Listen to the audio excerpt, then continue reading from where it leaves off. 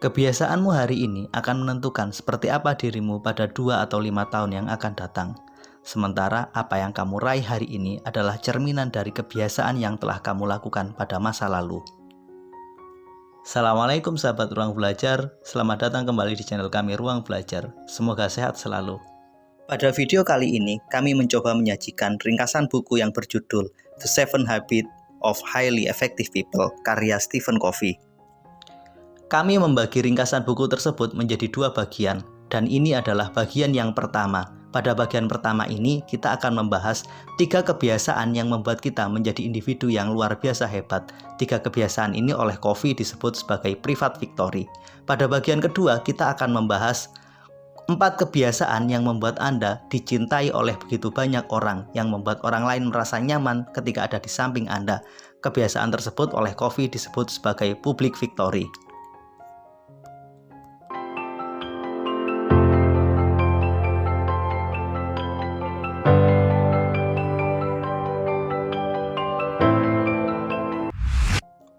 Apa yang ada dalam pikiranmu akan terwujud dalam sebuah tindakan. Tindakan yang kamu lakukan berulang-ulang akan menjadi kebiasaan. Kebiasaan yang terus berlangsung lama akan menjadi karakter, dan karaktermu akan menentukan seperti apa takdir hidupmu. Takdir sukses atau takdir gagal diawali oleh pikiranmu, oleh tindakanmu, oleh kebiasaanmu, dan oleh karaktermu. Menurut Covey, menjadi sukses adalah menjadi orang yang efektif. Efektif artinya melakukan segala sesuatu secara tepat sasaran. Orang yang senantiasa melakukan segala sesuatu dengan tepat membuat ia tidak melenceng dari capaian atau target yang telah ia tetapkan, sehingga ia mudah mewujudkan kesuksesan yang dia inginkan. Menurut Stephen Covey, apapun keinginanmu, jika kamu mampu menjadi individu yang efektif, maka semuanya akan menjadi lebih mudah. Untuk menjadi individu yang efektif, maka kamu harus memiliki 7 kebiasaan yang efektif. Menjadi individu yang proaktif. Dalam berbagai literatur bisnis, manajemen, dan kewirausahaan, proaktif menjadi salah satu karakter dan kebiasaan kunci yang membuat orang menjadi lebih mudah dalam meraih kesuksesan dalam hidupnya. Tindakan proaktif adalah tindakan sadar yang dipikirkan, yang sengaja dipilih untuk merespons sebuah keadaan. Tindakan ini sangat memperhatikan baik dan buruknya untuk diri kita dan orang lain. Fokus dari tindakan proaktif adalah pada hal yang dapat dikontrol, pada upaya untuk melakukan perbaikan, pada sesuatu yang dapat dikendalikan, serta dapat dijangkau. Sementara tindakan reaktif adalah lawan dari tindakan proaktif, sebuah tindakan yang dilakukan secara spontan, tanpa terlebih dahulu memikirkan secara matang akibat apa yang muncul. Tindakan ini biasanya berfokus pada sesuatu yang tidak dapat diperbaiki, tidak dapat dikontrol, dan cenderung luapan emosional. Sebagai sebuah ilustrasi, misalkan Anda terjebak dalam sebuah kemacetan. Jika kita bertindak reaktif, biasanya kita akan menggerutu, menyalahkan orang lain, dan memarahi mobil yang ada di depan kita. Orang yang bertindak proaktif ketika terjebak dalam kemacetan akan memilih sebuah tindakan yang dapat dikontrol, yang membawa perbaikan dan memberi manfaat.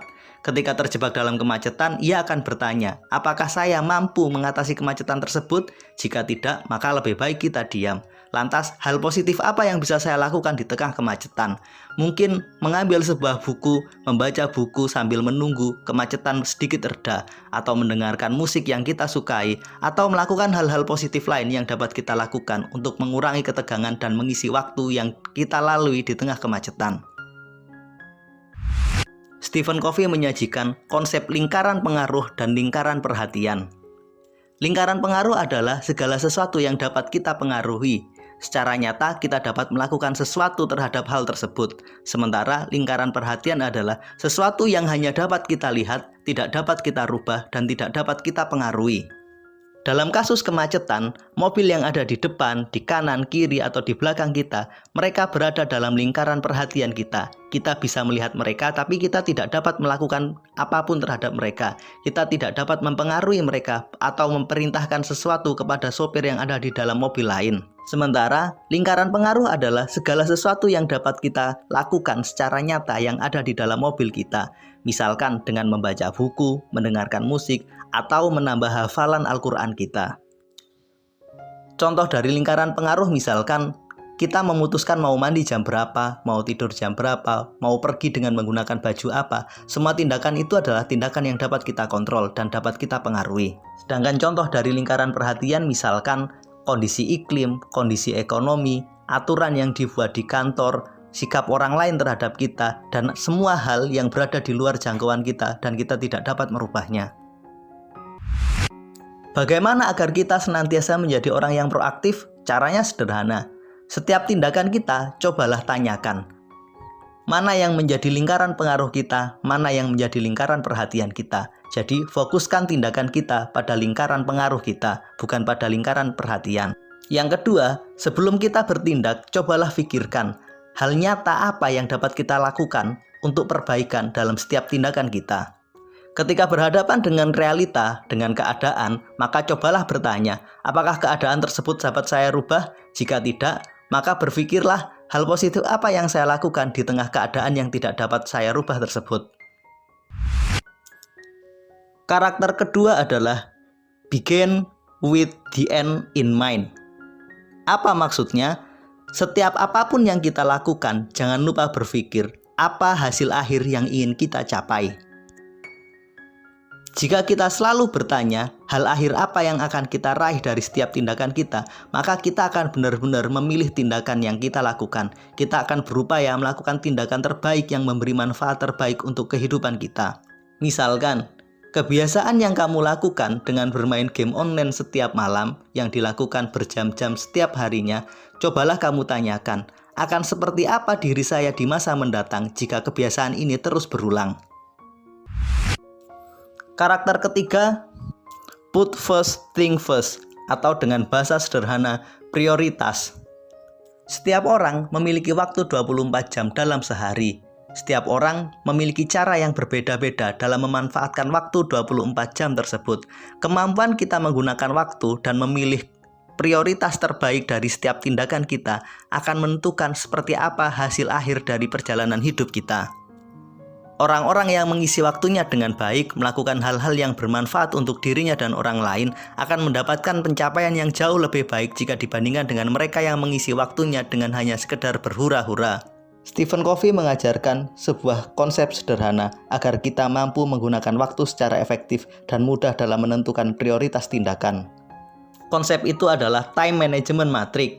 Ada 4 kuadran dalam konsep tersebut. Kuadran 1 berisi tentang aktivitas yang penting dan mendesak. Kuadran 2 berisi tentang aktivitas yang penting namun tidak mendesak. Kuadran ketiga berisi tentang aktivitas yang tidak penting dan mendesak. Serta kuadran keempat berisi tentang aktivitas yang tidak penting dan tidak mendesak. Contoh aktivitas di kuadran 1 yang penting dan mendesak adalah mengerjakan tugas yang sudah mendekati deadline atau menyelesaikan pekerjaan yang memang harus diselesaikan. Contoh aktivitas di kuadran 2 adalah mengerjakan pekerjaan yang deadline-nya masih lama, melakukan olahraga, membaca buku, atau hal-hal lain yang penting namun tidak mendesak dan tidak mengharuskan kita melakukannya di saat ini.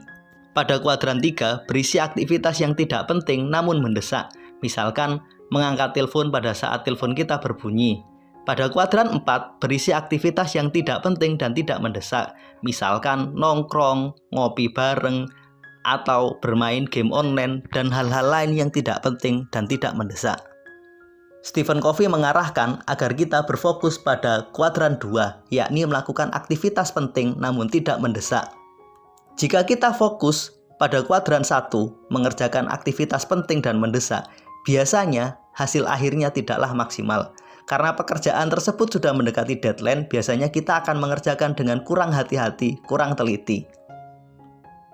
Sementara untuk kuadran 4 yang berisi aktivitas tidak penting dan tidak mendesak harus benar-benar kita buang. Kita harus mengeliminasi semua kegiatan yang bersifat tidak penting dan tidak mendesak. Agar kita mampu menentukan prioritas, cobalah bertanya sebelum melakukan aktivitas. Cobalah bertanya, aktivitas tersebut ada di kuadran mana? 1, 2, 3, atau 4? Jika di kuadran 4, buang, jangan lakukan. Jika di kuadran 1, segera selesaikan semua hal yang ada di kuadran 1. Jika itu di kuadran 2, maka itu pertanda baik bahwa kamu telah melakukan sedikit kemajuan. Tiga kebiasaan yang telah dijelaskan tersebut oleh Stephen Covey disebut sebagai private victory. Ketika seseorang memiliki private victory ini, maka ia akan berubah jadi individu yang dependent atau tergantung menjadi individu yang mandiri atau independen. Individu yang dependen adalah individu yang sangat dipengaruhi oleh orang lain, dipengaruhi oleh pikiran orang lain, tindakan orang lain, pendapat orang lain. Sementara individu yang mandiri adalah individu yang benar-benar mampu memutuskan segala sesuatu berdasarkan hasil pikiran dan penalaran yang ia lakukan. Demikian pemaparan bagian pertama dari ringkasan buku The 7 Habits of Highly Effective People karya Stephen Covey. Berikan komentarmu, pelajaran apa yang dapat kamu ambil dari pemaparan ringkas ini. Terima kasih telah menonton, sampai ketemu pada bagian kedua. Assalamualaikum warahmatullahi wabarakatuh.